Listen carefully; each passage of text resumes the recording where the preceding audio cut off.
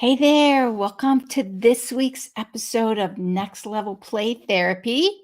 Today, I'm going to get little bit nerdy and we're going to talk a little bit about some research because I'm a firm believer that grounding your work in the research and making sure you're staying up to date on what's current is really important as a mental health professional to make sure that we're using the most effective approach. That being said, I've been in the mental health field for over 30 years. And when I was in graduate school, I call them the theories du jour. Like, what is the popular theory currently? Were very different than they are now. And I know that because I typically will supervise some master's level mental health professionals. So I always find out what's new in the universities these days. So uh, I've learned a lot of theories over the years, and research I think is a good way to help keep you grounded with your theory, because some theories that come around are kind of more fad sometimes. Um, and then we have that, like this, I call them the second generation theories, meaning we have the first generation theory with the original developers of the theory. And then as we learn more, then we tend to integrate a little bit more in there, which I think is a good thing. So I definitely think we need to ground our work in theory. And there are some theories that are oldies but goodies, and we tend to forget about those. And keeping up with research is also important. So that's also true, I think, in the play therapy world, making sure we keep up to date with some of the research. And for those of you who are members of the Association for Play Therapy, which one? The article that I'm going to talk about today is from the International Journal of Play Therapy. It's the October 2020 edition of the journal. So it was a really good study. When I saw it, was so excited because it talks about the neurobiology aspect of Sandplay. So if you've listened to some of my previous episodes, you'll know that there is a difference between Sandplay and Sandtray, and it's important to know the difference. This study looked at Sandplay therapy, and this part, I was so excited. My little nerd got super excited. It talks about they used an MRS to measure metabolic changes in the thalamus using Sandplay therapy. How cool is that? Typically, we just have the self-report measures, or we have the interviews, which are good, and they use self-report measures in this study as well. But they even looked at the neurobiological changes that took place in a specific area in the brain, the thalamus. So that's what we are going to talk about today. I'm going to also talk about how this applies to the play therapy process, give some tips about that.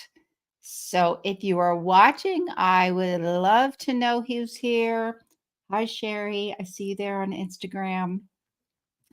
I would love to know who's here today. So post your name in the comments, post your questions. Those of you who are Association for Play Therapy members, you will get this journal. So go ahead and look it up in there. If you're interested in the citation because you want to go and find the article yourself, I have listed that in the description. So feel free to look that up so you can get a copy yourself. Those of you who are watching live, Um, Post your name, what questions you have, comments, join the conversation. The only thing that I ask for those of you watching the live stream, live and the replay, is just not to post questions or comments about specific clients, because this is a public format and we want to make sure to maintain privacy. But general questions, general comments, for sure, join the conversation about this. For those of you who are listening on the podcast, also feel free to join the conversation. Feel free to email me questions. I would love your feedback. It's always nice to kind of get that feedback to see if I'm hitting the mark there. And let's get started for today. Oh, I forgot to say, also, if you find the information helpful, please feel free to share it across your social media platforms, share it with colleagues, and let's get started for today. So today I want to talk about a study that I found in the International Journal of Play Therapy. And again, this is the October 2020 issue. And this study is called "The Effect of Sandplay Therapy on the Thalamus in the Treatment of Generalized Anxiety Disorder." And I thought this was also really relevant because if you're working with children or even in the mental health field, children, adolescents, adults, you are going to have people on your caseload with generalized anxiety disorder. Like, we get a lot of kids and teenagers who are struggling with anxiety. Anxiety has been high since the pandemic. I haven't looked at recent levels of whether it's kind of coming down or not. I just know that there has been an increase in generalized anxiety. I'm hoping we've stabilized as a as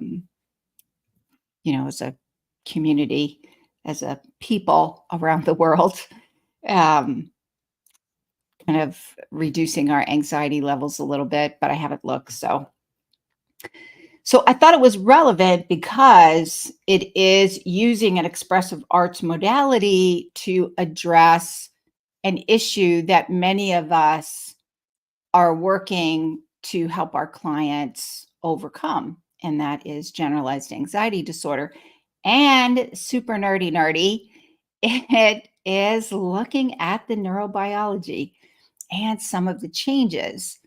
So I don't know about you guys. Raise your hand, post in the comments. Maybe I can't imagine I'm the only one. But if somebody tells me something like it's this or that, I typically, if I don't already know the answer, if it's some new information or something, I always like to know why. I like to know for myself. I For people I supervise, when I'm supervising them and they're under my licensure for supervision, and they see somebody else's diagnosis and they put it down as their diagnosis just because somebody else diagnosed it, it doesn't usually work for me. I think we can use that information to try and figure out, oh, why did they diagnose that person that way? But ultimately, it's our diagnosis. Like, you own the diagnosis the minute you put that there. So to me, I like to know things. I like to feel confident that what I'm saying and doing is accurate, that I can back it up, because I'm also going to use that information to help guide me through the treatment process. So I want to know for myself. So raise your hand if you're similar. I can't believe I'm the only one. And I just think that's really important. Um, so this study I thought was helpful because one of the things that we talk about in the play therapy community is neuroscience and using a neuroscience lens. And I love using a neuroscience and attachment lens. Like, when I discovered interpersonal neurobiology, I thought that was the greatest thing since sliced bread that ever was identified and developed. as a lens to understand people and reasons people are struggling. So I love interpersonal neurobiology that was first developed by Daniel Siegel. If any of you are in the play therapy or expressive arts, you have probably heard of Bonnie Badenoch. I hope I pronounced her name right. She took the work that of Daniel Siegel and she wrote a book called The Brainwise Therapist, which is an oldie but a goodie. And I feel like if a book was published in 2008, it shouldn't be an old book, which I found was interesting. So a lot of the work now, we take that work and we kind of look at a lens of we look at the therapy through the lens of interpersonal neurobiology. And is that having some data to back that up and verify and validate that the lens that we're using is actually true and working with our clients, I think is really important. And so that's what the study looked at. They looked at the use of Sandplay to make changes in the thalamus for clients who are struggling with generalized anxiety disorder to reduce their symptoms of anxiety. And so there's several really good quotes in the article. So I'm going to read some of the quotes. The first one is from page 191, kind of gives you an overview of what the study is. And so what the authors say is Sandplay therapy is a multisensory treatment modality, has been successfully used to reduce anxiety ratings for individuals suffering from generalized anxiety disorder using the Hamilton Anxiety Rating Scale and the Generalized Anxiety Scale 7, so the GAD-7. Because generalized anxiety disorder involves sensory processing alterations in the thalamus, which may also be implicated in Sandplay therapy, it would be beneficial to accompany evaluation with a physiological measurement targeting the thalamus. So what they're saying is they're conceptualizing generalized anxiety as how it's impacted on a neurobiology level, meaning it's influenced by sensory information coming in, specifically being processed through the thalamus. And so one of the things, there's another quote I wanted to read too, because it talked a little bit about generalized anxiety and some of the things the research has found about generalized anxiety through some of these studies. And so what they said, this is page 192, in addition to evidencing psychological and social dysfunction, those of you who work with people with anxiety, you know it affects them socially, gives them a lot of anxiety when they're interacting. So people diagnosed with generalized anxiety show specifically altered brain responses, the top-down emotional dysregulation, attention deficit, maladaptive appraisal of events. So basically, I'm not reading the cues correctly, and I'm responding to that. We see danger, threat, but the cues aren't really danger, but our brain is reading that cue that we're getting from the environment or other people and reading it as danger. So that's that maladaptive appraisal of events. It's a really fancy term. Attention deficit and hyperactivity in GAD are caused by significantly decreased connectivity between the amygdala and the prefrontal cortex, as well as its subcortical areas. One subcortical area highly affected by this abnormal connectivity is the thalamus, with dysfunction characterized by problems. Here's the key, and to me, this is the key of what we're talking about in this study and in terms of the work that we're doing. With dysfunction characterized by problems filtering sensory information and excessive alertness. So that's that hyper vigilance, hyper alert to potential danger. Like our threat circuits are always activated. Danger is just around the corner. All of these contributing to the anxiety. So what they're looking at is basically the generalized anxiety is one of the things that activate it are the way in which our brain is processing sensory information through that limbic area and that connection between our prefrontal cortex and our limbic area, and more specifically through that thalamus. So those of you familiar with Daniel Siegel's hand model, right? The hand model, for those of you who are watching the live stream, we have the thumb, which is the limbic. We have the fingers, which are the prefrontal cortex. This is a really simplified version.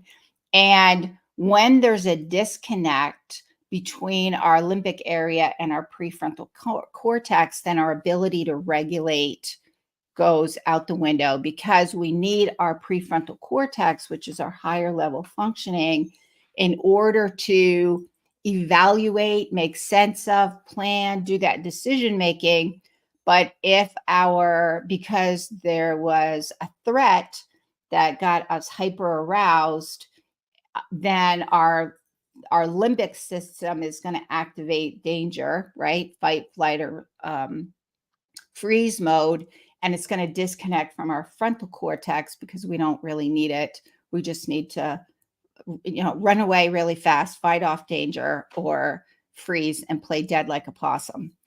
We don't really need to think things through. We just need to act. That's the really primitive theory there. And so what they're talking about is that sensory aspect, and this is true with trauma as well, that sensory information coming in, if it's not getting processed properly, then it's going to activate that anxiety response, that threat response. So the authors are looking at Sandplay therapy, which is based in the work of Dora Koff. So it's got that Jungian psychoanalytic theory foundation to it, and there's a specific way that it's applied. There's the theory drives application, so there's a specific way in which Sandplay therapy is used. And what they're saying is Sandplay therapy is multisensory, and through that Sandplay process can make some alterations even at that neurobiological level that is going to reduce the anxiety, because it's making changes in those neural pathways. And so this study in particular, it's a single case design. So it's just one person, which there's a lot of flaws, a lot of limitations, I'll say. There are a lot of limitations to using a single case study design. That being said, it does give the opportunity to get some information and begin looking at the data and figuring out, hey, what might be going on? And then that always opens up more areas for study, right? But at least gets us started. So this was a single subject A/B design case study. It was a 23-year-old woman with generalized anxiety disorder who participated in Sandplay therapy with a qualified Sandplay therapist. And so measurements were taken at 3 points: in the waiting period, in the treatment period, and then post-treatment period. And they used the Hamilton Anxiety Rating Scale. They also used the GAD-7, and they used, I have to read this because it's a really fancy word, the multivoxel, that's such a fancy word, multivoxel proton MRS imaging sequence to measure metabolites in the thalamus region. That was a mouthful. So basically, they used that MRS imaging to measure changes at the neurobiological level in the thalamus. So the results of this study were that anxiety was reduced. They based on the 2 rating scale, symptoms of anxiety were reduced. And what they found was there were differences in the metabolite ratios in that thalamus area. So those also improved. So I'll read a quote that kind of gives more of a specific, because they say it better than I can. The thalamus serves an essential role in processing sensory input from the primary sensory cortices and has reciprocal connections with the amygdala in the limbic system. Abnormality in these connections is associated with symptoms of anxiety. Thus, it's possible that one way that Sandplay therapy improves symptoms of anxiety is through that thalamo-limbic neural pathways. That's on page 196. So, and they actually did find for this particular client that the ratios in that area of the brain did improve after using a course of treatment with Sandplay therapy. So think about what Sandplay therapy is, right? You're getting your hands in the sand, you're feeling the sand, you're moving the sand, you're shaping the sand, you're visually looking at the miniatures, your brain is processing all of those miniatures, then you're taking those miniatures, you're placing them in the sand, you're arranging them, and all of that does involve your sensory processing, which for me is one of the reasons, and I'll talk about this a little bit at the end as well. One of the reasons when I do Sandplay trainings, I've gotten to the point that I just really have decided I'm just going to do them in person. I know there are some limitations for that because, it's easier to do them online. And I've done Sandplay trainings online. I think that's good. I think it's good to get the information. And the difference between, and I keep my Sandplay trainings really small. So we have lots of opportunities to get in that sand, to process. We use those sand trays to help learn some of the skills. But in the trainings, I think if you're going to use Sandplay in play therapy, it is really important to get your hands in the sand, creating and making your own sand trays, and then processing those. We use those to practice in we have a safe group that we do that with. But I have heard this so many times, and I experienced this in my own life when I took my Sandplay trainings like over 20 years ago myself. Just the power of getting your hands in the sand, creating what that stirs up inside, that sensory aspect will access all those implicit memories, all of those implicit experiences stored away in your memory without conscious awareness. And you, as the play therapist or the mental health professional, experiencing the power of that and how that brings up things where you're like, holy macaroni, man, where'd that come from? It's amazing. And I think that's important because when we're providing play therapy or we're providing therapy using the sand tray, then it's important for us to understand how powerful it is so that we're much more effective in holding that space through the change process, making sure we are kind of holding that clinical experience, that healing experience for our clients in a way that feels safe for them, that invites them to go deeper, which requires more vulnerability, because that's what we're doing. And sand tray therapy, sand play therapy, these are really powerful modalities. And so to me, one of the at some point, it's really important to do some in-person.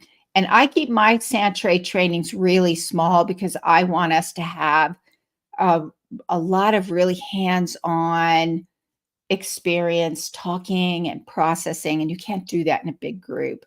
Plus, you get a whole sand tray, not just like a little teeny little container with a little bit of sand and a few miniatures, which again, that's still a good thing to be able to get the experience, to get the theory foundation. And I do think it's important to do some in person where you have that opportunity.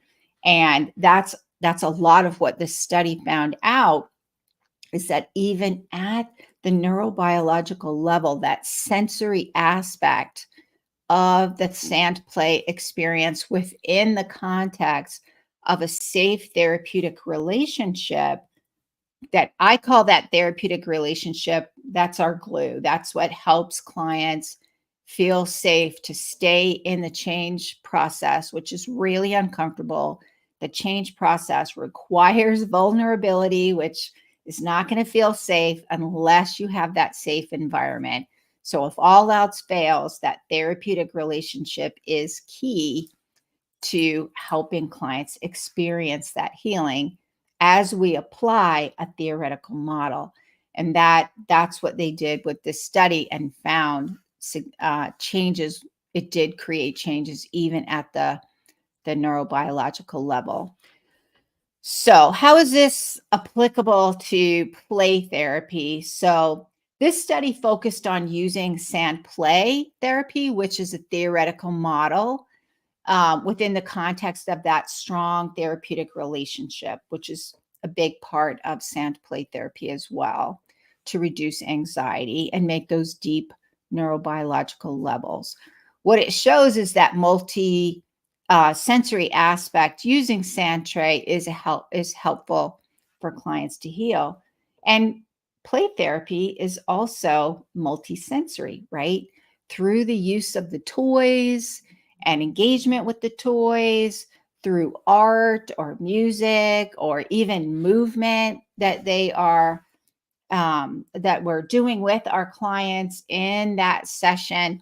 All of that is multisensory as well, and including when we're using the sand tray making process in play therapy. That's a multisensory experience as well. The thing is, play therapy does use a theoretical model to access the therapeutic powers of play within the context of a strong therapeutic relationship. Very similar to sand play. The difference is in play therapy, we're using that theory model to access the therapeutic powers of play. That the therapeutic powers of play are what set play therapy apart. And how we use our theoretical model to help our clients access those therapeutic powers of play. So we're always wanting to make sure that we're learning a theoretical foundation, and we're using that theory model to guide us through the change process, as like each stage of the change process. What does that look like? What are you focusing on in each stage of the play therapy process? How do you use that specific model in what you say, what you don't say, how you interact with clients, how you make sense of the themes that are being presented to you through the play of the child? All of that is based on a theoretical model. So one of the things we do, like I have a play therapy academy. It's an online play therapy consultation program.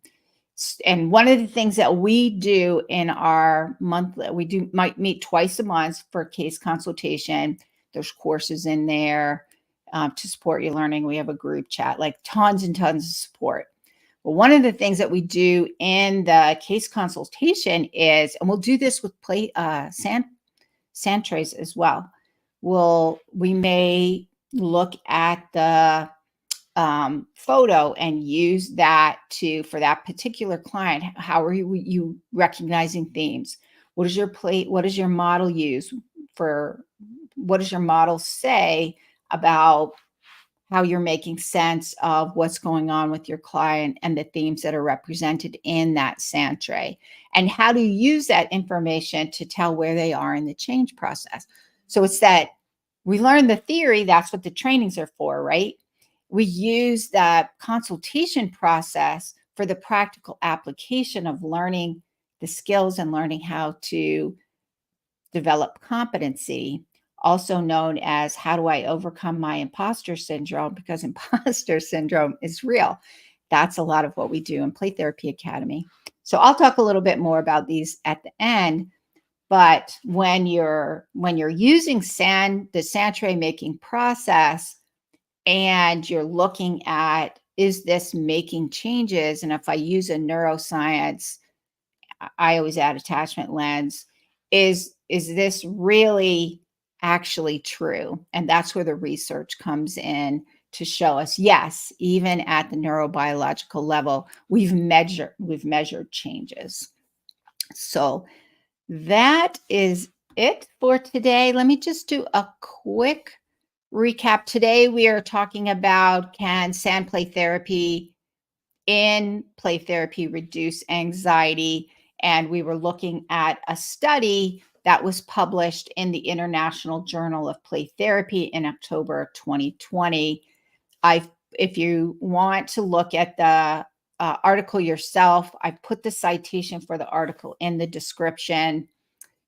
And so what they did is, this is a single case design of a 23-year-old client who struggles with anxiety, generalized anxiety disorder, and they used the Sandplay therapy process to help her overcome and reduce those symptoms of anxiety. And the researchers were conceptualizing this in terms of taking a neurobiology lens, is because sand play therapy is a multisensory modality, will that make an impact on in the neurobiology? So in that limbic area, and that improving that connection between the prefrontal cortex and the limbic area. Most specifically, they looked at the thalamus, and were there metabolic changes in the thalamus through those neural pathways to reduce symptoms of anxiety. And they found, yes, that actually did happen. So that was the results of the study. They did find there were improvements. They used an MRS imaging process. They also used two measurements using the Hamilton Anxiety Scale and the GAD-7, and they found that symptoms of anxiety were reduced. They took measurements at the waiting process before therapy, during therapy, and after therapy to see if those changes were made. How does this result to apply to play therapy? Play therapy is also a multisensory process. So when we're using the sand tray making process in play therapy, that we're using that multisensory change process. And when you use a theoretical model with your sand tray making process, your theory is going to dictate how you are using that model. So what do you say in sessions? What do you not say in sessions? How do you show up? How do you make sense of what's going on? And where are they in that change process? So using that theoretical model is an important part of the process, I believe. Also key and just as critical is that strong therapeutic rapport, because your clients need to feel safe and connected to you in order to go to that deeper level and to feel safe as they're being vulnerable in that change process.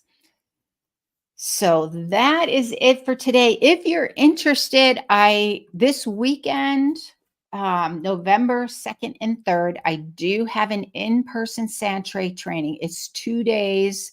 We're going to be making a lot of Sandplays. We're going to be using those Sandplays to process skills of how to identify what themes in the Sandplay, how do you hold that process, what do you say, what do you not say, and um, really kind of have that small group experience to go deeper and learn how powerful Sandplay is and how to use it effectively with your clients so you have that really strong grounding.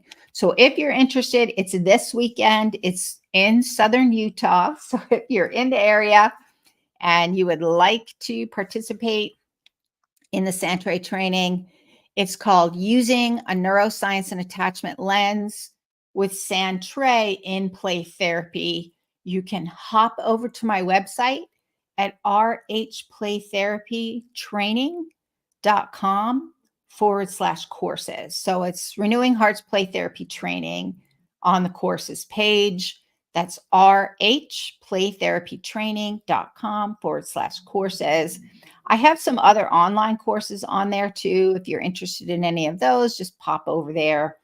Also, there are free resources on my website as well. For those of you who are interested in Play Therapy Academy, that is my online program. I do have some openings currently. I imagine they're going to fill up pretty soon. So I have a Wednesday group and a Wednesday evening group and a Saturday morning group. I have one opening in the Saturday group, and I have 2 openings in the Wednesday group. So these are online group meetings. We meet twice a month. We use those to get to staff cases, do consultation, identify themes, figure out how to apply a theoretical model. How do you tell where they are in the change process? How do you make sense of what they're doing in the playroom? And then there are also some courses in there. And then we have a group chat. So it's really, I call it like a VIP experience where you get tons of support, not only from me, but from the group. So it's like your group of play therapy community people, lots of support from them, as well as from me to really help you feel confident in what you're doing and overcome imposter syndrome because you feel like you do know what you're doing. So if you're interested in Play Therapy Academy, then pop over to my website at rhplaytherapy.com/supervision and look for Play Therapy Academy. Schedule a 30-minute video call with me. It's free. We just talk about to make sure it's a good fit for you. And Sherry on Instagram is in my Play Therapy Academy. You've been in there for a while, Sherry. Yeah, so Sherry's been in there. Sherry says it's valuable, and we love having you in there. Sherry's got such a gentle spirit and adds such depth of wisdom when we are processing information in there. So Sherry is a valuable member of our group. So, all right. So that is it for today. For those of you in the United States, we are changing our clocks this weekend. So don't forget to set your clocks back 1 hour Saturday night. So Sunday, when you wake up, you are in the correct time. And I will see you guys next week. Bye for now.